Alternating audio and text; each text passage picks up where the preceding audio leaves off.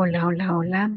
Bienvenidos a esta clase número 19 de resurrección. Vamos a seguir trabajando con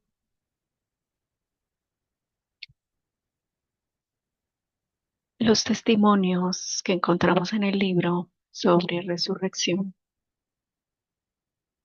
Vamos para el segundo caso de la primera parte del libro. Recuerden que cuando trabajamos con casos testimoniales, entramos ya en la energía de la resurrección misma hecha. Por lo tanto, podemos percibir ya que nuestro ser querido, la persona por el cual hemos estado haciendo este trabajo, ya está resucitado. Ya hemos alcanzado el objetivo.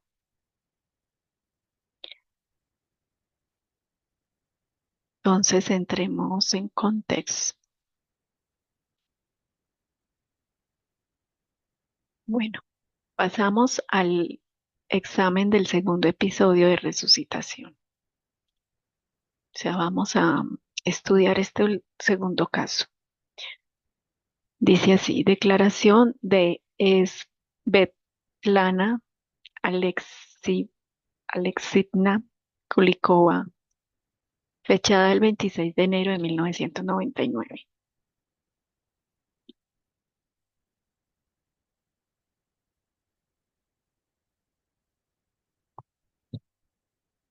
Habiendo yo dirigido el 24 de diciembre de 1998 a Grigori Petrovich Grabovoi la petición de resucitar a mi hijo Valentín, asesinado a los 26 años, declaro que Grigori Petrovich Grabovoi es de verdad capaz de resucitar a las personas muertas.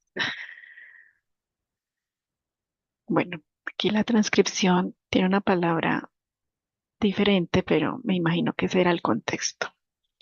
Después de ser recibido por Grigori Petrovich Grabovoi y después que él me haya dicho que estaba dispuesto a resucitar a mi hijo Valentín, nacido en 1967 y fallecido en 1993, me puse a estudiar escrupulosamente su tesis de doctorado, compuesta para obtener el título de doctor, y su obra La práctica del control, el camino de la salvación. Cada vez que me ponía, cada vez se me ponía una gran cantidad de preguntas. Algunas veces mi ignorancia con relación a cómo se deducen las fórmulas y la incapacidad de comprender el significado de las frases lacónicas de la tesis me traían desesperada. Después de cada nueva lectura de la tesis me aparecía algo diferente. Me parecía diferente. Después de cada nueva lectura, la tesis me parecía diferente. Algo cambiaba siempre. Una vez, el 10 de enero de 1999, alrededor de las 23 horas, después de un intento más de entender lo que me parecía incomprensible, desesperada me dirigí mentalmente a Grigori Petrovich Grabovoi para pedirle ayuda. Y al cabo de un rato, todo lo que me parecía confuso e incomprensible desapareció. Dentro de mi conciencia se formaron de una manera clara y precisa las definiciones de la forma cúbica del tiempo y las leyes relacionadas a la estructura del mundo. Percibí una sensación de alegría y felicidad. En el transcurso de unos días me atormentaba esta pregunta: ¿quién es de verdad Grigori Petrovich Grabovoi? El día 13 de enero de 1999, en vísperas del viejo año nuevo, después de haber puesto la mesa para mis invitados, me entraron ganas inexplicables de acercarme a la ventana. Me acerqué a la ventana y me puse a admirar el paisaje hermoso invernal, con la nieve centelleante azul. Eran las 22:40, era entre las 22:40 y las 22:50. Y otra vez me vino a la cabeza la pregunta, ¿quién es de verdad Grigori Petrovich Grabovoi? Y de repente al lugar de la nieve empezaron a pulsar ante mis ojos unas enormes cifras negras. 1411193. Luego aparecieron en medio de estas cifras unos signos de adición y todo se transformó en una extraña ecuación. 1 más 4 más 1 más 1 más 1 más 9 más 3 es igual a 8. El número 8 emanaba una luz suave de color entre pervinca y violeta. Me imagino que es azulada. Luego el número 8 se volvió, o plateada, sí debe ser eso, plateada y violeta. Luego el número 8 se volvió y se puso en posición horizontal, transformándose de esta manera en el signo de el infinito. Me llamaron a la mesa y las cifras desaparecieron. Solamente el día siguiente me di cuenta de esta cifra, que estas cifras eran la fecha de nacimiento de Grigori Petrovich Grabovoi. Y su suma hacía 8, la cifra de Jesús Cristo, la cual girada había indicado la eternidad. El 14 de enero de 1999, pernoctó en mi casa mi hija Katia, quien vive sola y es melliza de mi hijo difunto Valentín. A las 2 de la madrugada, cuando todas las personas en casa ya estaban durmiendo, Katia, apenas entrada en su cuarto, sintió un golpe como si fuera un estallido, como si hubiera estallado un globo de aire. Y al cabo de poco tiempo susurró la hoja de aluminio que estaba sobre una butaca dentro de una de las habitaciones. En aquel momento, Katia salió de su cuarto y dijo que literalmente delante de sus ojos, una caja que contenía un coche de juego levantó el vuelo, como si una persona invisible le diera un golpe.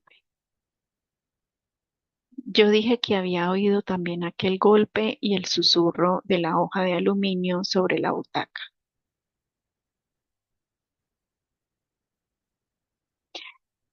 Katia y yo fuimos a ver la butaca y vimos que la hoja de aluminio estaba chafada y llevaba sobre una huella de la mano de una persona mayor. Y llevaba encima una huella de la mano de una persona mayor. Después de estos hechos en casa solíamos advertir la presencia de alguien.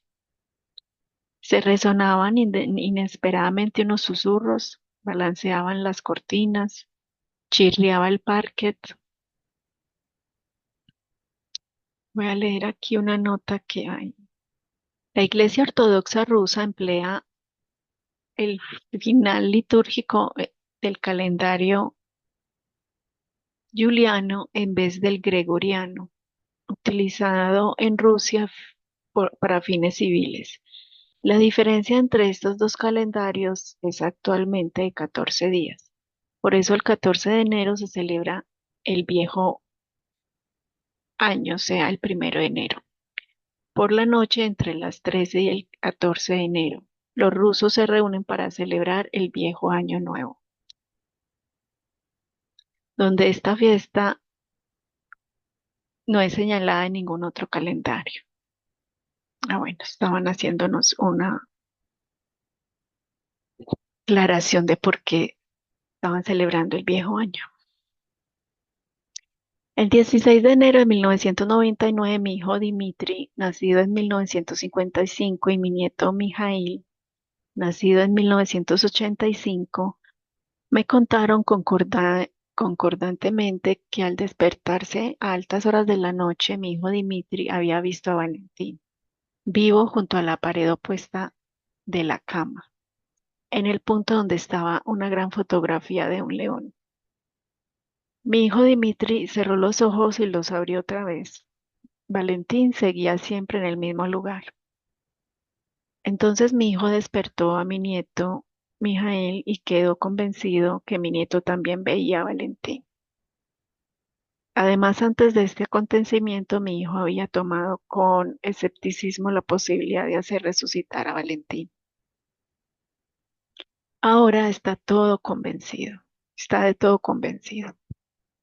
Querría añadir que cuando fui acogida por Grigori Petrovich Grabovoi, recibí de él un cassette magnetofónico con su voz, la cual llevaba registrada para mí la explicación de lo que era un criterio de resucitación ocurrida y de la causa por qué el espacio es secundario respecto a la conciencia, mientras que es primario el intervalo de movimiento.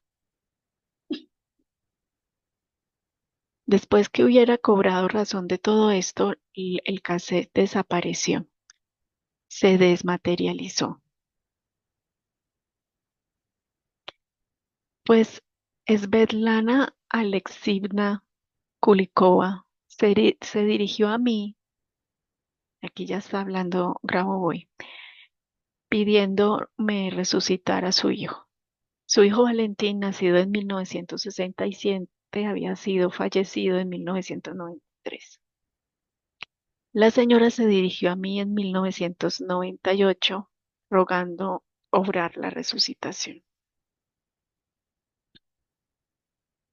O sea que habían pasado 5 años desde la muerte hasta que ella le pidió el favor a Grauboy de resucitar a su hijo. Vale decir que a juzgar por las fechas se deduce que habían pasado más de 5 años y ya pasaba al sexto año a partir del momento cuando había sido fallecido Valentín. A grandes rasgos, para la resucitación ocurre siempre la misma cantidad de energía independientemente del plazo transcurrido desde el momento de la muerte de la persona. Mire que esto es importantísimo. Siempre hay una misma cantidad de energía que se utiliza para la resucitación, sin importar el tiempo de fallecimiento al tiempo de resucitación. Sin embargo, la diferencia del tiempo puede tener el siguiente significado.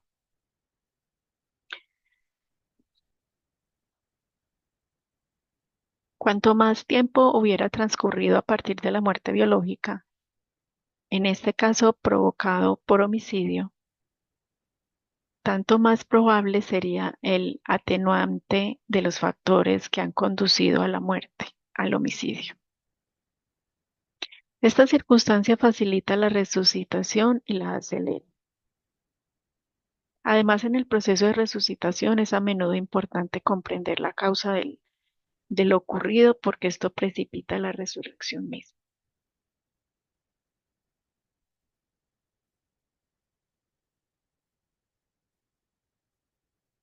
Muy interesante. Yo aquí estoy leyendo, pero a la vez también estoy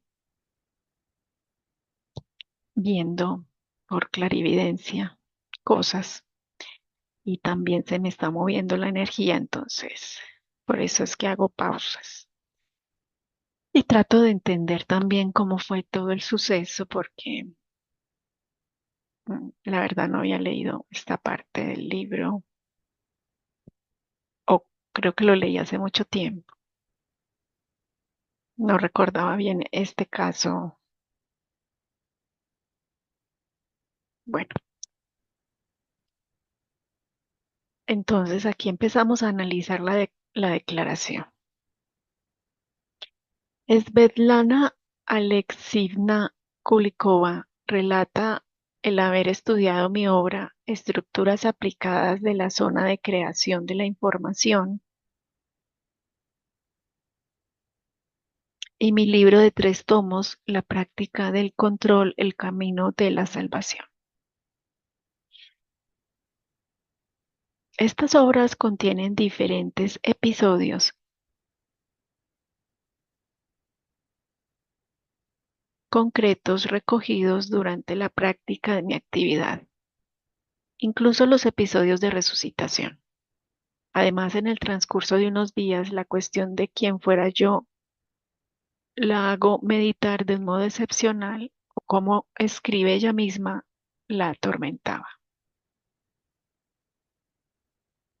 O sea, las preguntas de quién era yo, así.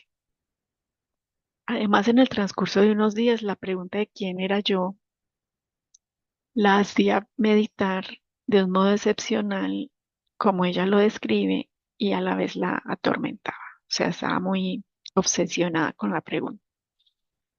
Evidentemente, su concentración en este pensamiento era tan profundo que una vez, mientras estaba junto a la ventana y admiraba el paisaje invernal, Svetlana Alexivna Kulikova recibió en forma simbólica la respuesta a su pregunta.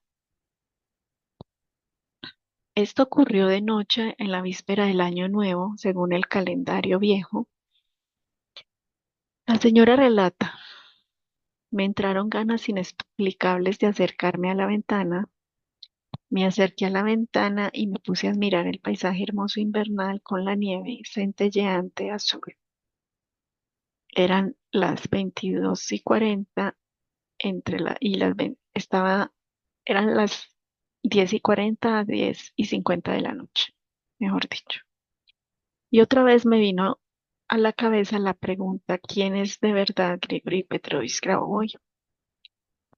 Y de repente, al lugar de la nieve, empezaron a pulsar ante mis ojos unas enormes cifras negras. 141111963. Luego aparecieron en medio de estas cifras unos signos de adición y todo se transformó en una extraña ecuación. 1 más 1 más 4 más 1 más 1 más 1 más 9 más 6 más 3 igual a 8. El número 8 emanaba una luz suave de color entre pervinca y violeta. No sé qué es pervinca, me imagino que es perlada, algo así. Luego el número 8 se volvió y se puso en posición horizontal, transformándose de esta manera en un signo de la infinidad, o sea, el infinito. Me llamaron a la mesa y las cifras desaparecieron. Solamente el día siguiente me di cuenta de que estas cifras eran la fecha de nacimiento de Grigori Petrovich Grabovoi y que su suma era 8, la cifra de Jesucristo, la cual girada había indicado la eternidad. La primera observación al fragmento citado es que la fecha 14111963 es mi cumpleaños. La segunda observación en el texto fueron sumadas las cifras según la regla que se aplica en la numerología. O sea, las cifras se suman hasta que se obtenga un número dígito. En este caso tenemos que la suma da 8. Se suman todos los números, luego se suma el 2, el, el 20, quedan 26 y luego se suma el 2 más el 6 y eso da un número 8.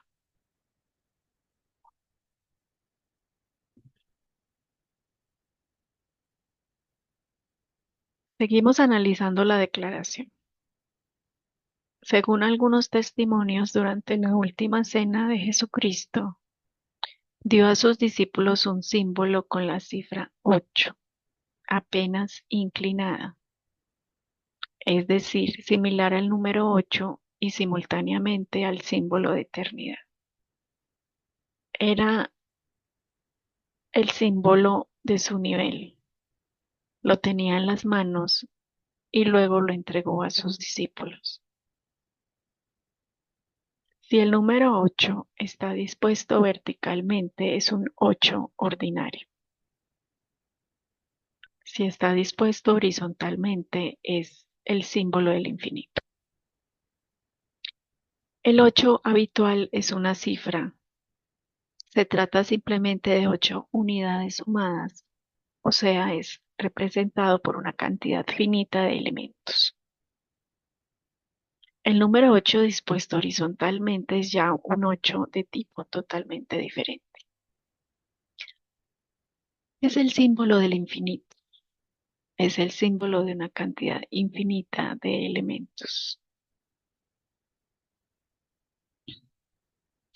Es el símbolo de una cantidad infinita de conexiones.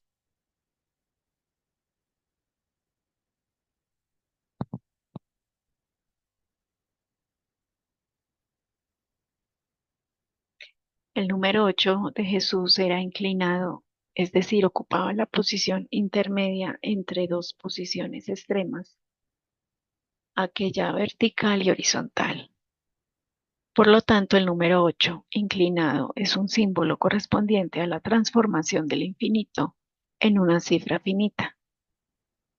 Corresponde a la estructura fundamental que vincula una cantidad infinita de fenómenos a un fenómeno concreto. Representa la transición de toda la pluralidad del mundo o pluralidad del mundo en lo que estamos viendo, sintiendo, percibiendo de modo concreto en este momento.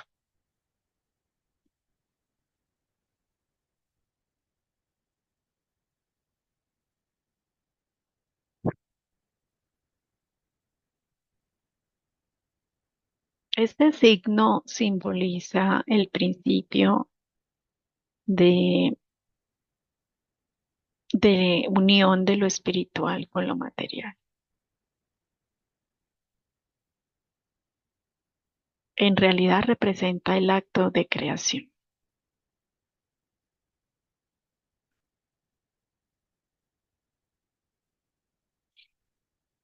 Este saber se quedó oculto hasta el presente.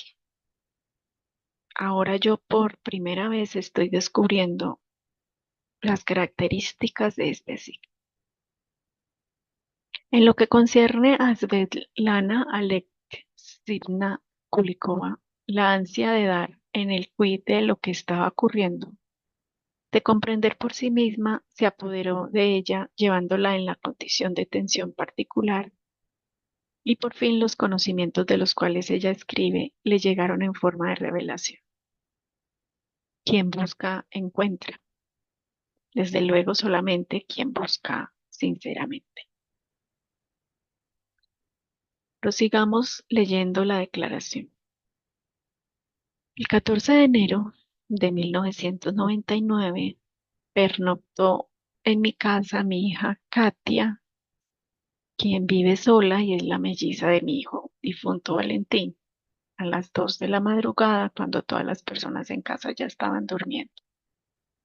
Katia, apenas entrada en su cuarto, sintió un golpe como si fuera estallido de un globo de aire y al cabo de poco tiempo susurró la hoja de aluminio que estaba sobre una butaca dentro de una de las habitaciones. En aquel momento Katia salió de su cuarto y dijo que literalmente delante de sus ojos, una caja que contenía un coche de juego levantó el vuelo, como si una persona invisible le diera un golpe.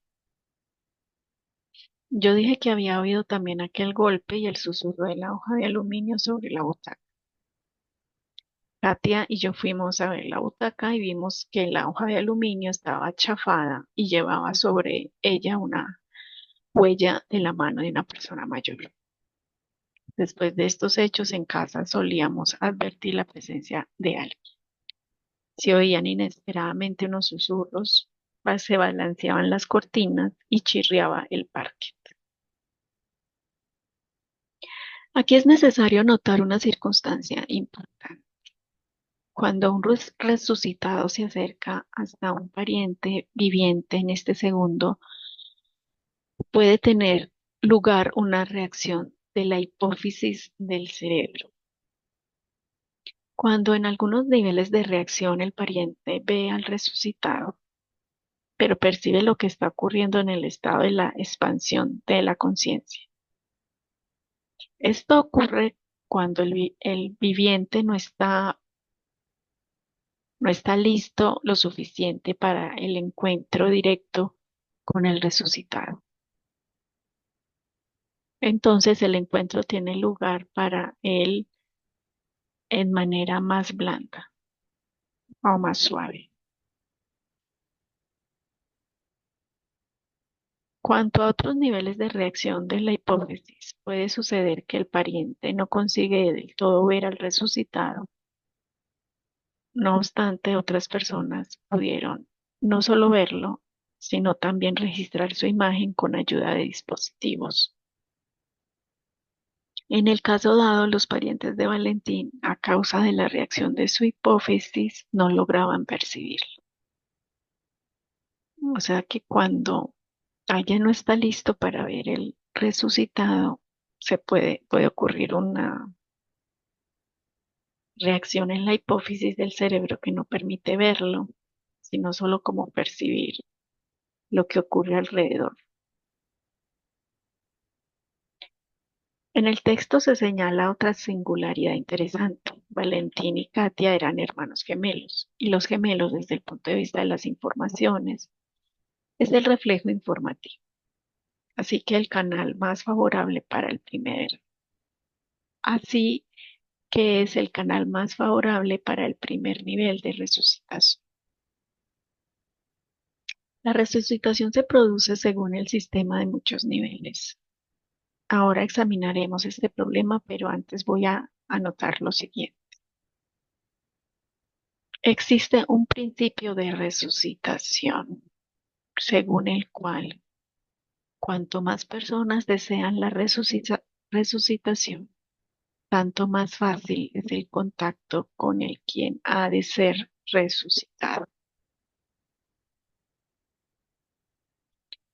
Esta tesis se llama principio de desparalelización de las señales. Por consiguiente, para lograr la resucitación, es necesario que el mayor número posible de personas, preferentemente los familiares más próximos, la deseen, porque en este caso se facilita la salida del difunto hacia el mundo de los que viven, y es especialmente eficaz la salida a través de un mellizo. Por eso Katia representó un canal más favorable para el primer nivel de resucitación. Y ahora hablamos de los niveles de resucitación.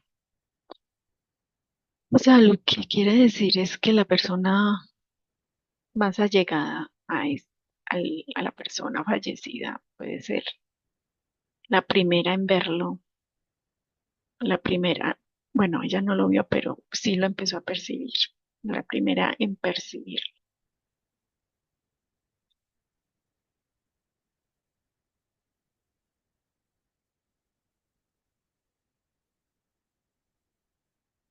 Bueno, leamos otro poquito. Niveles de resucitación. Primer nivel es el evento mismo de la resucitación. Segundo nivel es el nivel de armonización con dos tipos de realidad. Una de esta es la realidad de los difuntos y la otra es la realidad de los vivientes.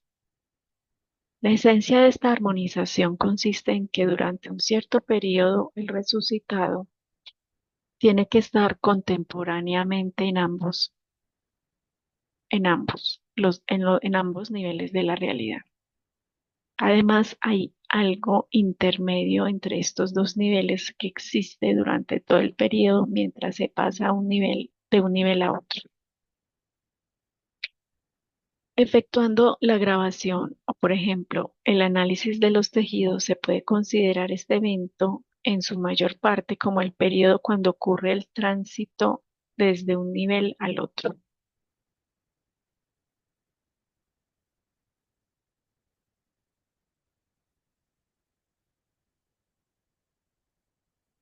Tercer nivel.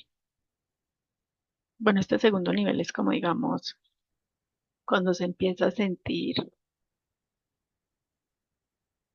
en el mundo físico señales del resucitado, pero aún no se puede ver materializado.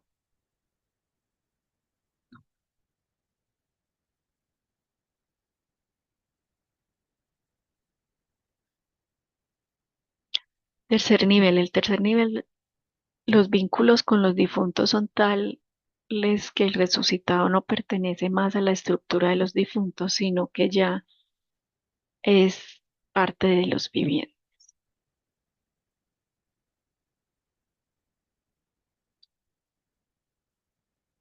Lo que dije ahorita no es cierto, estamos hablando de los niveles de resucitación, o sea que todo tiene que ver con el resucitado, ¿sí? El tercer nivel es que ya el resucitado hace parte de la realidad de los vivientes. Se produce en él la estabilización del cuerpo físico, aunque existiera todavía el sediciente cuerpo de equilibrio. Ese cuerpo es cuerpo al cual en caso necesario se traslada el cuerpo material. Además, la transición del cuerpo material al cuerpo de equilibrio tiene lugar a merced a la salida de materia que va llenándolo aproximadamente, como en los vasos comunicantes, un líquido transverte desde un vaso a otro. Este mecanismo funciona de la siguiente manera.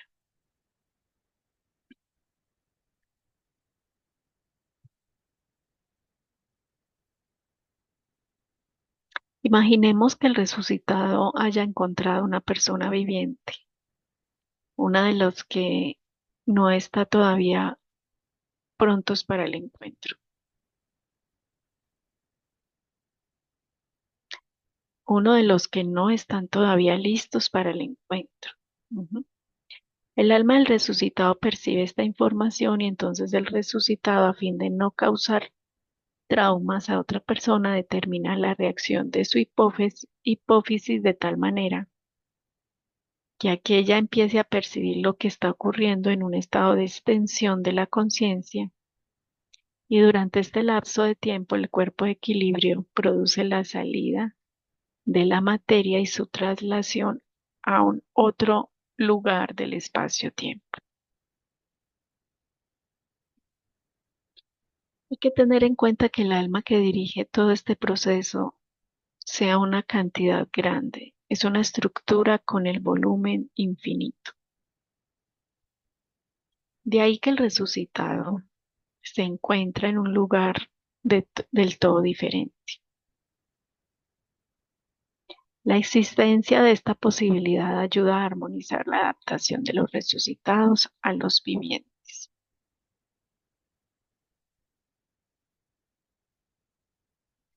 El fenómeno descrito es parecido a la teletransportación, pero no es la teletransportación. La diferencia entre dos fenómenos consiste en lo siguiente. Para la teletransportación de una persona viviente que nunca ha muerto es necesario conocer las coordenadas exactas del lugar de teletransportación y es menester poseer un nivel elevado de las estructuras de control, es decir, del nivel del alma. Mientras cuando el que huele empiece a trasladar la materia a otro lugar del espacio-tiempo, la situación es más simple cuanto que el lugar para él está ya listo.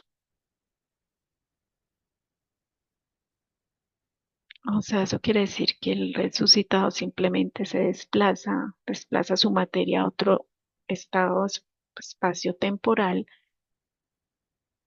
sin necesidad de saber coordenadas porque ese espacio-tiempo ya está listo para él, para trasladar su materia.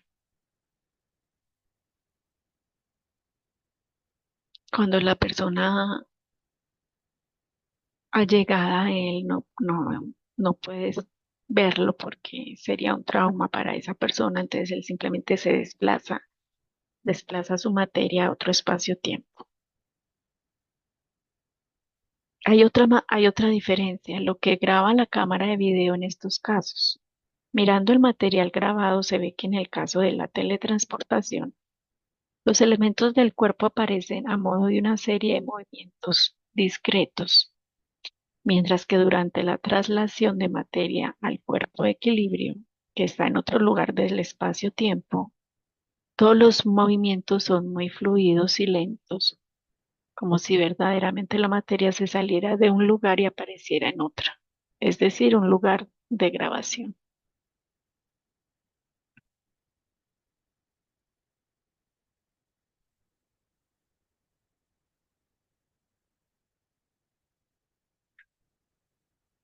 Cuarto nivel. En el cuarto nivel el cuerpo de equilibrio prácticamente no ocurre más, porque ya están establecidos los contactos con mucha gente que el resucitado conocía antes y ya hay documentos formalizados. O sea, la persona resucitada ya se le ha mostrado físicamente a sus allegados, e incluso ellos ya han documentado esa resucitación o esa visión de haberlo visto físicamente.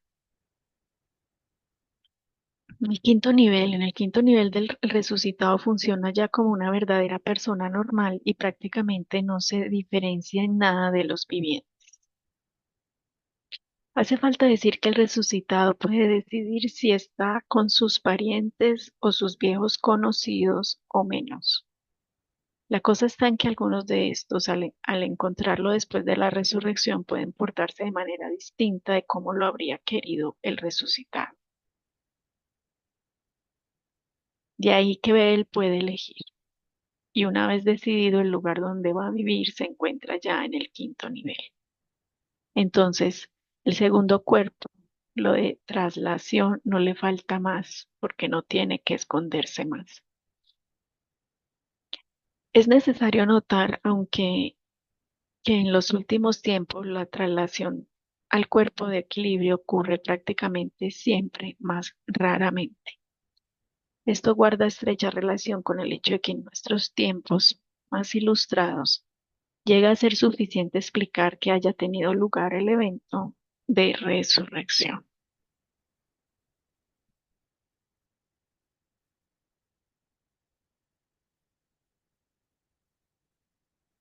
Bueno, continuaremos con este caso la próxima clase para que no se nos haga tan largo y la información la vayan integrando.